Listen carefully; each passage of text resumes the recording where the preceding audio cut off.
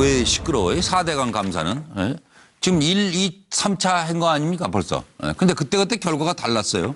그리고 이제 또 다시 한다는 거 아니에요? 정책감사를? 왜 그랬을까요? 4대강 감사 공방, 정치감사다. 이제 제대로 좀 밝혀보자. 지금 이게 맞붙고 있습니다. 지난 2011년 1월에 1차 감사 이명박 정부 때 큰 이상 없습니다. 박 전 대통령 인수위 시기인 2013년 1월에 2차 감사. 수질 관리에 좀 문제점은 있네요. 그리고 그해 7월에 3차 감사가 박근혜 정부 들어서고 제대로 이루어졌는데 건설사 담합 정부 방치했다. 이런 결론에 나왔습니다. 청와대는 4대강 정책 결정 집행과정 정책감사가 필요하다. 4대강 감사 지난 정부 색깔 지우기 아니다. 이렇게 얘기하고 있는데 MB 측에서는 아니 3차례 감사원 감사받고 끝난 일 가지고 왜 정치적 시비거리를 만들어요? 좀 시끄러워질 것 같아요. 더불어민주당 4대강 새 정부 조사 당연하다. 정치보복이 아니다. 구여권에서는 4대강 감사 한풀이 아니에요. 이거 완전 정치보복이에요.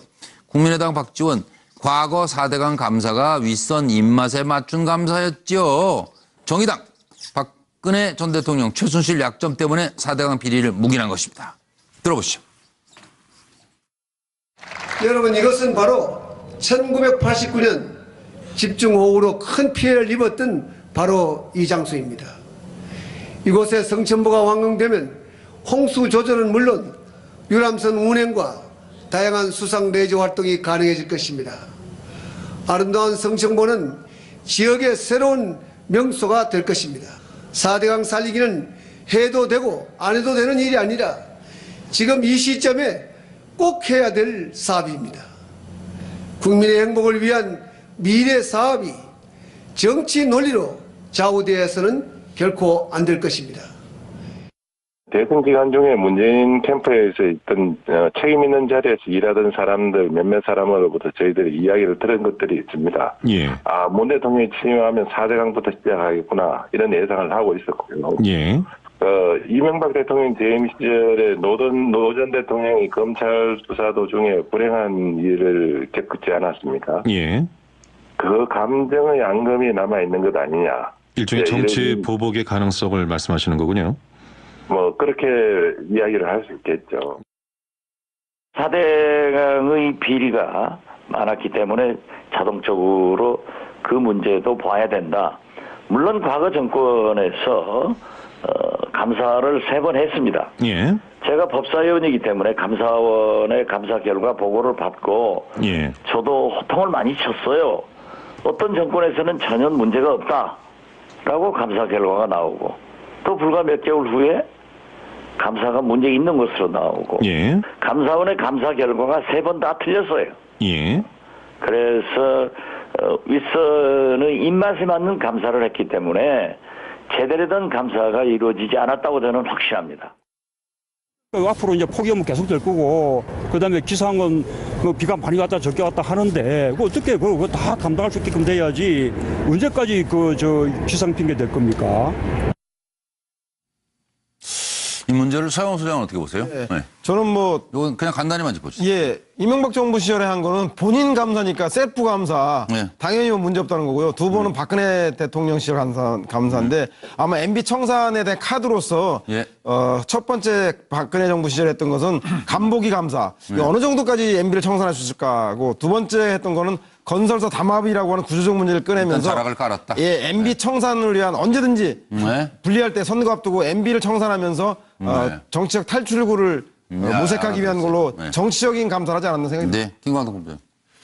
진짜 정권에 따라서 똑같은 감사 주체는 똑같은데 정권에 따라서 결론이 조금씩 달라져 와요. 1차, 2차.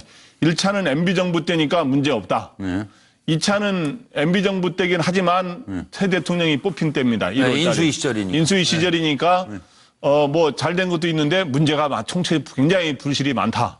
이렇게 했는데 세 번째는 박근혜 정부에서 왔으니까 완전히 잘못됐고 담합, 건설사들 담합했다. 돈 빼먹었다. 이런 식으로 해서. 뭐. 그래서 이게 굉장히 달라지는데 네 번째 감사의 결과는 그럼 어떻게 될까? 궁금하다. 이런 논리성 궁금합니다. 홍익 교수님. 뭐 감사의 의도와 타겟이 정권마다 다르다 보니까 지금 하는 거죠. 뭐 문재인 대통령은 이번에는 진짜 정책이 왜 이렇게 잘못됐는지 그걸 한번 밝히자는 것이지 무슨 정치 보복이 의사는 없다 이렇게 하고 있는데 MB 정부 때 한 거야. 그 4대강 문제가 많다고 자꾸 여론이 있으니까 그걸 정당화시키기 위한 거고 박근혜 전 대통령 때 두 번의 감사는 MB 이 정권과의 차별화, MB 죽이기 뭐 이런 차원에서 실질적으로 진행했던 게 사실 아닙니까? 문재인 대통령 그러 안 했으면 좋겠어요. 예, 최 교수님. 예, 뭐 저도 같은 생각인데요. 뭐 그 이 세 번의 감사가 왜 다르냐? 권력자의 의중에 따라서 맞춘 감사였기 때문에 그럴 거겠죠. 그렇게 달라졌는데 저는 이번에는 이 좀 정치 감사라기보다는 환경에 좀 초점을 맞추는 그런 감사. 좀 제대로 들여다봐야죠. 뭐 그렇지 않습니까? 감사원은 늘 이렇게 발전하는 기관입니까? 할 때마다 발전하는 것 같아요. 안 보이던 게 보이고 이것도 세보해 이거 다시 보이네 다시 보이네. 감사원 이러면 안 돼요. 똑같아야 되죠. 입맛에 따른 감사가 됐다라는 게 박지원 전 대표가 지적한 거고 마찬가지입니다. 이번에는 조금 정부도 바뀌었으니까 정말 제대로 된 감사 한번 기대를 해보겠습니다. 그렇습니다. 자, 그러나저나 국민의당은 도대체 어떻게 돼가는 겁니까?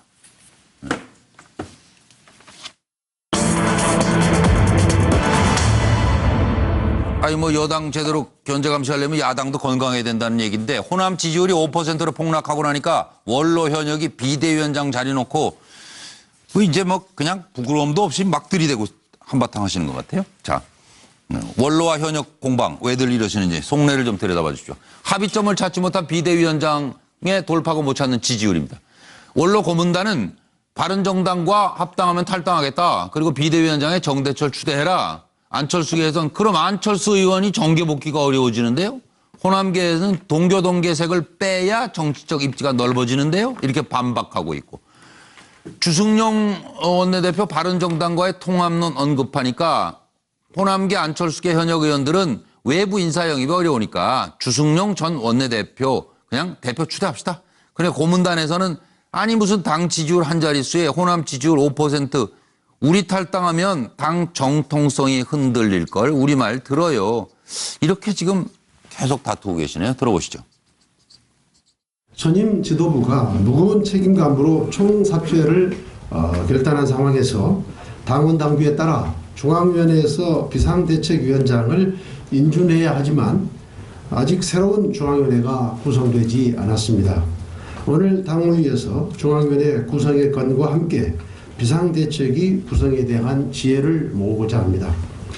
우리는 내부적으로 성찰과 혁신을 진행하면서 동시에 변화를 향한 국민의 열망에 화답하기 위해 유능한 야당, 강인한 야당으로 전진해야 합니다.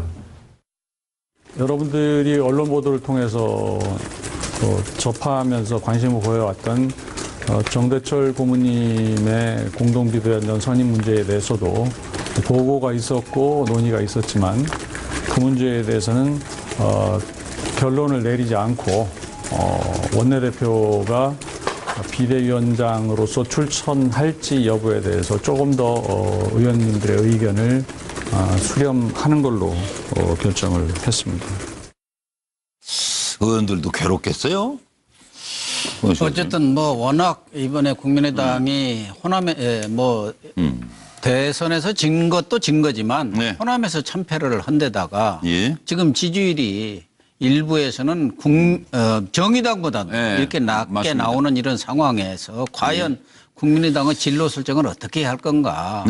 그렇기 때문에 원로 고문들 이분들은 원뿌리인 원뿌리인 더 민주당과의 연대나 합당하는 것이 장기적으로 보면은 바람직한 거 아닌가 하는 것 같고 지금 현역 의원들은 무슨 소리냐 그렇게 되면 거기 가서 완전히 흡수돼 가지고 더부살이 하는데 그러면은 호남 정치는 어떻게 되는 거냐. 이거 싸움이. 오히려 바른정당이라든가 이런 정당과 합당을 통해서 몸집을 키워가지고 제3정당으로서 위치를 확고히 해야지. 과거처럼 다시 거대 양당으로 돌아간다면은 옛날 정치로 다시 돌아가는 거 아니냐. 그건 있을 수 없다. 뭐 이런 싸움인 것 같습니다. 차정 교수님, 싸움 어떻게 끝날까요?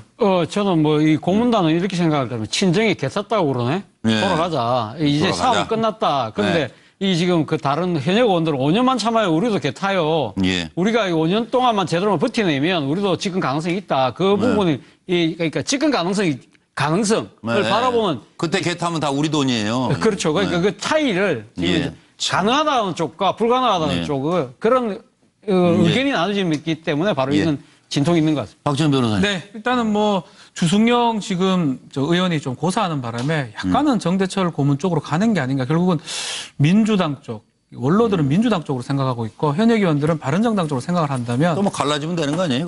그 갈라지진 않겠지만 그런 분위기가 좀 있어 보입니다. 박주선 부의장 쪽으로 대충 가는 분위기가 어디로요? 박주선 부의장 비대위원장. 아, 박주선 비대위원장이요? 그 고급 정보시죠 또. 그렇게 되는 거죠. 네, 그런 쪽으로 많이 분위기가 잡혀가는 것 같아요. 뭐 원로들은 민주당으로 현역 의원들은 그 바른정당으로 가져가는데 제가 볼 때는 한식해 주거나 청명해 주거나 하루 차이기 때문에 이렇게 각 당으로 분산되면 죽습니다. 따라서 호남의 지지 붕괴의 원인은 무엇이고 지난번 대선에서 진보냐 보수냐 여냐 아냐 정체성 애매했는데 스스로 제3정당으로 자기 정체성을 확립해서 어느 계층의 정치적 경제적 이해를 대변할 것인가 누구의 대변자인가를 먼저 정립하는 것이 먼저 알겠습니다. 순서인 것 같습니다. 김관석 본부장도. 네, 원로들 입장에서는 현역 의원이 아니고 이제 정치 활동의 시간이 얼마 안 남았기 때문에 이런 상황에서 계속 어떻게 몇 년 기다리면서 광야의 길을 가느냐.